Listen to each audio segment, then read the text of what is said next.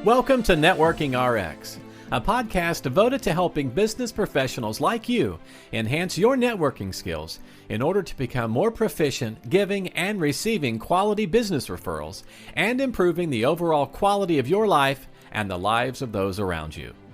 The Networking RX podcast is a production of AmSpirit Business Connections, an organization whose mission is to empower business success through networking. When I went into the private practice of law, you're out there, you're trying to get clients and, doing all sorts of different things, trying to be clever. And I came up with this tagline. I thought it was the greatest thing. Frank Agin, legal services for the life of your business. And it really had two meanings to it. Not everybody got it, but this was my thought. Two meanings. One, you need my legal services or your business is going to die. Or, legal services for the life of your business, meaning I could incorporate you and I could take you all the way through to sell your business on into the dissolution of your business. Again, it didn't hit with a lot of people. Totally clever to me. That's a whole nother conversation. But as I think about networking, I think about that fits with networking as well. Networking for the life of your business has really two meanings. One, if you don't network, your business is going to die. You need to get out there. You need to build relationships. But networking is also something that is important for the entire lifespan of your business, if you will. And people think of it, okay, I'm just getting going. I need to network. And at some point, I'm not going to have to do this anymore. And today's guest, Brian Slipka, is going to share with us. I'll tell you right now, that's not the case. In that you have to build relationships for the entire lifespan of your business. Brian is the founder and leader of True North, and he's an executive there.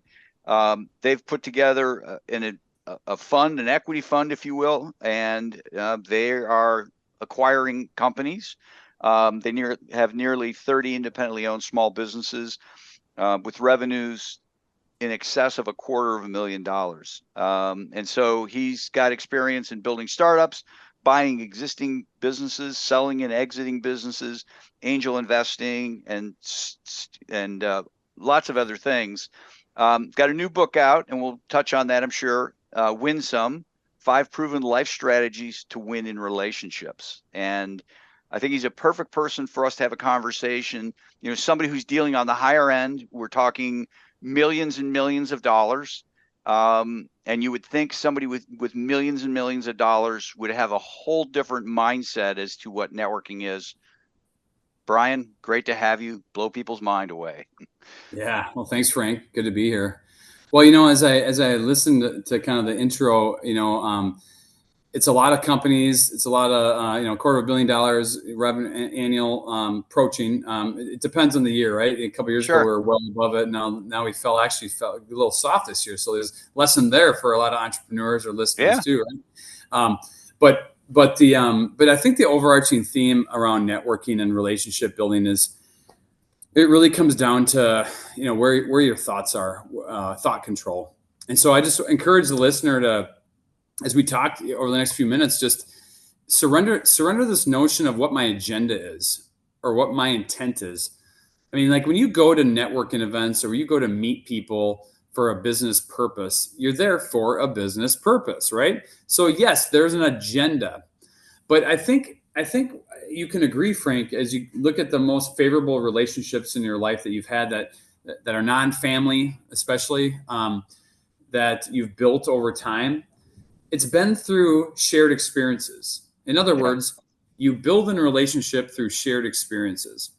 And then you also build in a relationship by surrendering your selfish thoughts to help, rather to focus on theirs and what's going on in their lives and that sort of thing.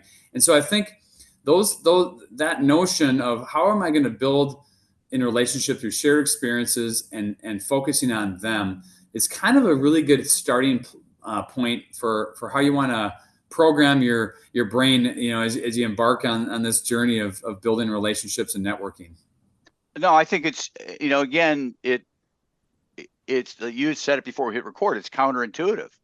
And certainly somebody who's at the level you're at, you would think that it's, this hard driven, let's just get all we can and milk this for all it's worth. I know there's some cliches in there and jargon or whatever. And I'm sure there are people out there in your realm, equity investors who are like that. But most aren't. Yeah. Even most really wealthy people aren't.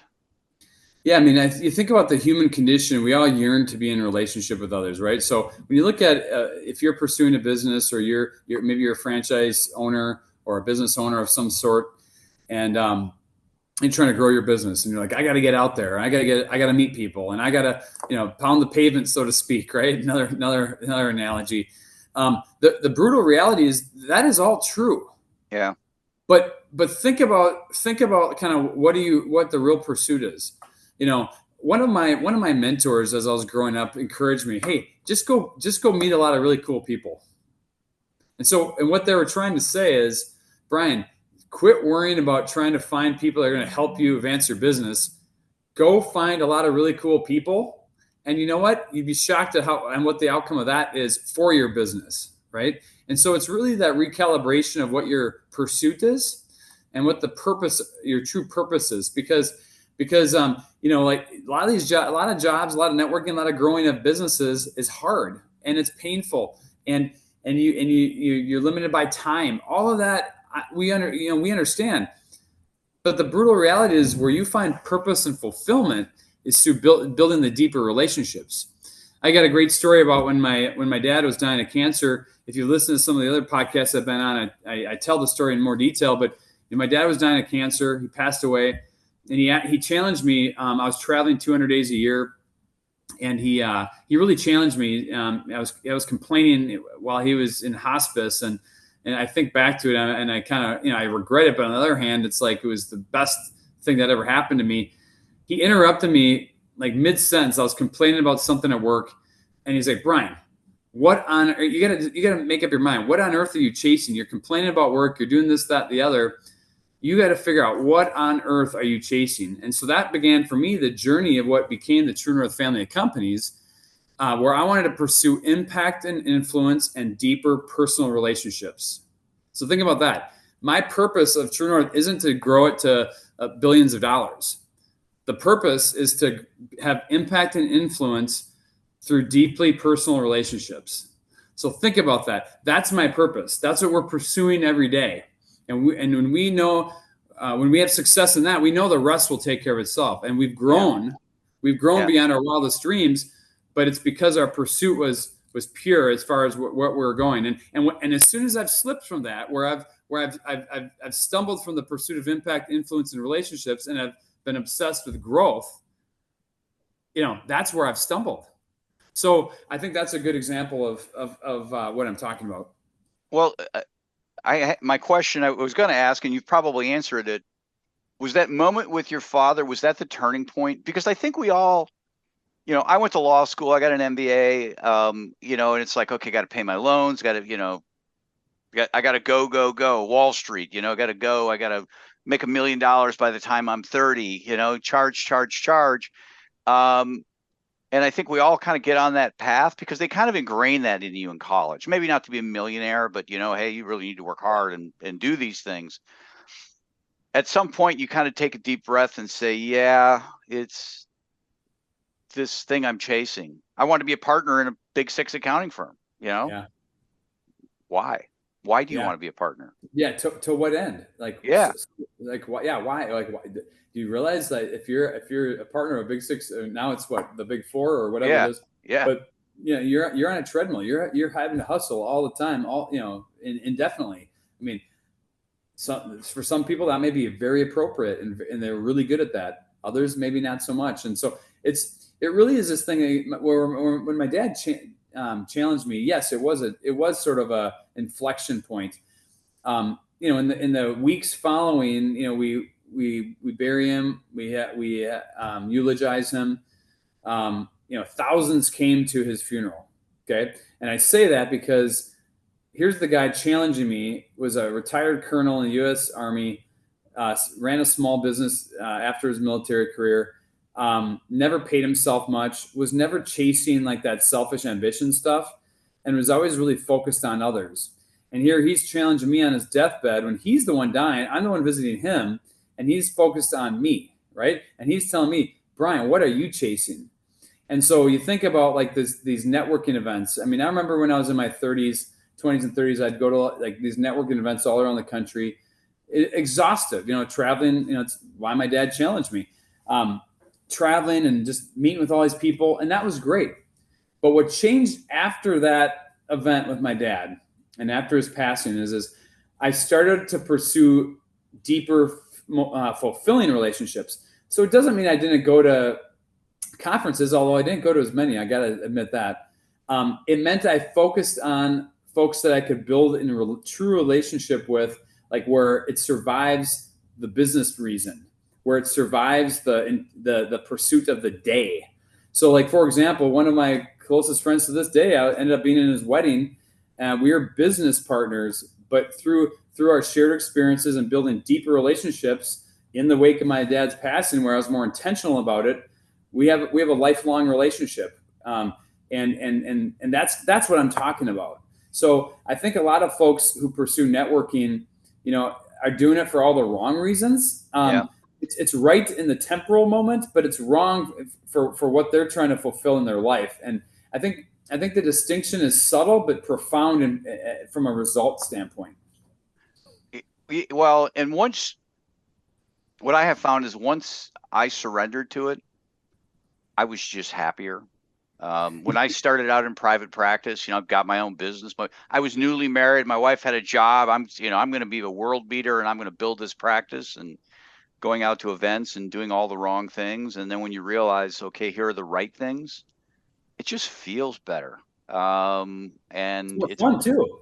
Well, it is. Yeah, it is. And I've had conversations with my sister. I met somebody, and my sister's an attorney, and this woman was putting together a not-for-profit, needed to meet attorneys in the Minneapolis area. So I called my sister, lots of people, blah, blah, blah. And she's like, but what are you getting out of this? Well, nothing, but why are you doing this then? But she has a different mindset because, she's this attorney, and somebody's going through a divorce or incarcerated, they need help. So it's not really a networking sort of thing. I mean, it's just, you need help. What do I need to pay to get out of trouble? Yeah. Well, I think that notion of conditional, you bring up something that just, speaks of like this condition, everything's condition based, right? And I think there are folks, and for all the listeners, listening to this and folks watching, I would just encourage you, like, are you living a life where things are conditional? And I'm talking deeply personal stuff. Like when you go home with your spouse, is it kind of one of those conditional relationships, or with your kids? And I'm not saying you can't be strict, or you can't have disciplines, or you can't have, be tightly organized with your thoughts and expectations, right? That's not what I'm talking about. I'm talking about the conditional element of the relationship. And I think that's something just for everybody to just challenge themselves on. And where are you in that spectrum? And I tend to believe that, the more conditional a relationship is, the more transactional it will be. Okay. Yeah. And by the way, like, I'm not even saying that that's wrong, but just know that don't be surprised by that being the result of it. A conditional relationship will be very transactional. Whereas a unconditional sort of friendship and relationship becomes, do I dare say, like, eternal? Like, it extends beyond, it echoes beyond even the two people, and it's deeply personal. And that to me is a transcendent sort of impact and influence that I talked about, like my family of companies wanting to have. Now, I want to unpack this with you. How do you see prioritizing, easy for me to say, how do you see prioritizing others as contributing to your success? Or just in general, maybe not to you, but just in general, how does it work? Yeah, no, it's good question. Well, C.S. Lewis has a great quote, and I just think it's so profound and it's so relevant to what we're talking about here. And it goes something along the lines of this. It's not that exceptional people think less of themselves. They actually have a very high esteem of themselves, right? I mean, they're confident. It's that they think about themselves less. Yeah. So and so the point is their thoughts aren't on themselves. Like when I'm interacting with Frank, it's like, Frank, like, how are you doing? Tell me more about, like, I'm looking at, like, I love your backdrop. There's probably a story to every one of those elements, to every one of those books. And just like for me, there is too, like, I mean, but like I'm interested and curious. Ted Lasso, for those of you who like to watch the TV show Ted Lasso, this notion of be curious, right? I think that's so powerful. Be curious, not judgmental, right? And I think in a subtle way, there's some correlation, right? Like, focus on others and be curious. And because if you're more of a judgmental type, you're kind of bringing it all back to, like, how it revolves around you, as opposed to just be curious and just lean in and, like, hey, Frank, tell me more about that. Like, tell me more about how you grew up, what your upbringing was. Those types of things are real. And people don't care how much you know unless they know how much you care. Right. Yeah. And that's another cliche. Okay. Here's another question. I don't expect you to get into, well, you might answer no to it. Do you have moments where you slip into that selfish mindset? Because we're just human, right? We're trying to survive. You have a family to feed. I need to. Do you have those moments? And if so, how do you work through them? Oh, well, first off, yes, I do. I mean, the human condition just lends itself to having self-centered thoughts, right? Yeah. And so everything we're talking about here is something that you got to be intentional about doing, because our natural human condition will lead us right back into this rut, if you will, of, like, what about me? Because you got to take care, like, I got to get dressed, I got to go eat, I got to, and the self-preservation, right? Yeah. And so for me, and this is actually a segue into why I wrote the book Win Some, right? The book Win Some is basically a 5-tool framework to have deeper, more fulfilling relationships. And I say that because that is the framework that I talk about in the book is really the things I deploy to help me get out of being selfish and self-centered. And I'm a mild version. The protagonist in the book, his name's Sam, and he's making he has the best of intentions. And this is why it's such a good book, because he's got the best of intentions, but he just keeps tripping up because in the moment he just gets all self-centered, right? And I think we all, from a human perspective, can relate to that. And we have regret. And so what Sam learns he's befriended by this older gentleman, the clubby on the baseball team. It's kind of got a baseball backdrop. Really teaches him this 5-tool framework of how you gotta grab your bat, and, in other words, you gotta focus on a win-win in life, right? Not about a win-lose, but a win-win. And then when you're on the on-deck circle, as you're preparing to have an interaction, you got to really think about controlling the controllables, because there's so much in life you can't control. Yeah. Right. Yeah. And then there's 3. That's the first 2 steps, and then you go into the third, which is when you're actually at bat, right? So think about being at bat in life. Like, if a listener who maybe is about to meet with one of their loved ones, like maybe it's a son or daughter or spouse, and or a family member, and that they care deeply about, but they just have this friction, right? Well, now you're at bat. Like, what can I do? I mean, how can I assess and respond in this situation? I love this person dearly, but I just always tend to make, like, the bad decision. So in the baseball analogy, instead of hitting a home run, maybe all you have to do is advance the runner. Like, in that relational interaction, just get the runner, to third base, right? And that might mean something as simple as offering to help them with something that they never would have expected you to help with, that is seemingly insignificant, that advances the runner, and then that leads to runs batted in, right? Sacrifice and commitment. Bob Goff, who's a great speaker, I'm not sure if you've ever heard him speak, but he's written some good books too, but he talks about this definition of love, okay? Love really equals commitment plus sacrifice. So the world will define love as, like, kind of this lustful definition, right? Like, all romantic and all that. But when it really comes right down to it, love is commitment and sacrifice. I mean, think about the best relationships that we can think of. Like, maybe our grandparents, or maybe it's some of our friends, or maybe it's our marriage, right? Or maybe it's a deep love of your spouse, or I'm sorry, of your like son or daughter or whatever. Think of, or just a friend, right? It's commitment and sacrifice. And so that's the runs batted in part of this that we're talking about. And then the fifth 5-tool framework, the fifth step is just getting back in the batting cage. So after you hopefully drive into runs, maybe you don't, maybe you leave runners on base, you get back in the batting cage and you have this, and this is the notion of honest self-reflection, like soberly honest self-reflection. And I think that speaks to your question. I mean, I didn't necessarily expect to talk about the book so directly, but the reality is that's the answer to your question, because I have this human condition where I'm going to start my day and be very selfish. So how can I, again, grab my bat, be in the on-deck circle, be just mentally preparing and go through the 5-tool framework. And that's what's helped me and conditioned myself to, as I approach my day as a leader, as a business leader, as a friend, as a loved one, to really try to surrender the selfish ambition part of my existence. No, it's great. As I shared with you before we hit record, I've just ordered your book.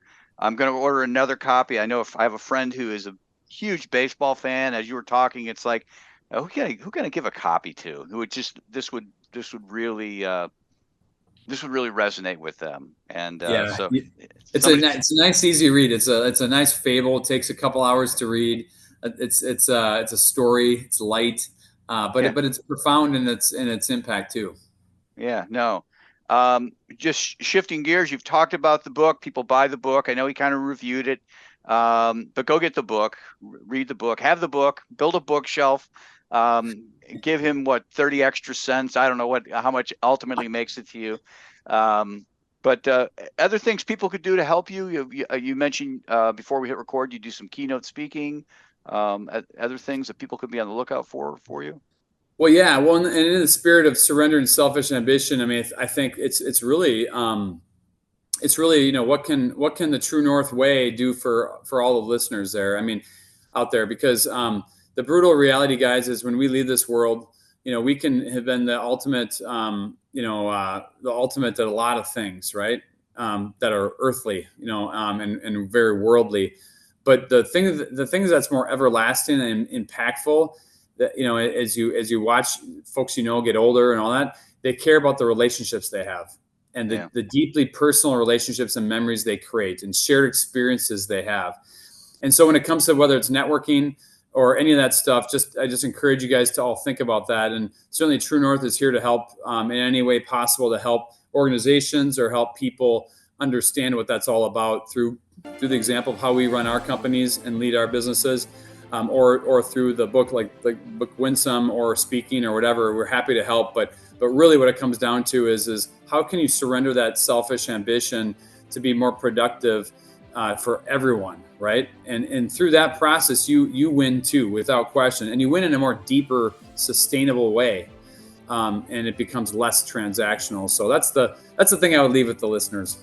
Well, I really appreciate your time today. I will get the link to thetruenorthfamily.com in the show notes. Awesome. Thanks so much. Thanks for joining us on the Networking RX podcast. Please put what you've learned into action today and let us know if you have questions, comments, or ideas for future topics. You can email them to us at podcast@amspirit.com. That's AmSpirit.com. Finally, so you never miss an episode, be sure to subscribe to the Networking RX podcast through iTunes, Overcast, or however you receive your podcasts. Now get out and network with someone. The Networking RX podcast is the copyright production of AmSpirit Business Connection. All rights reserved.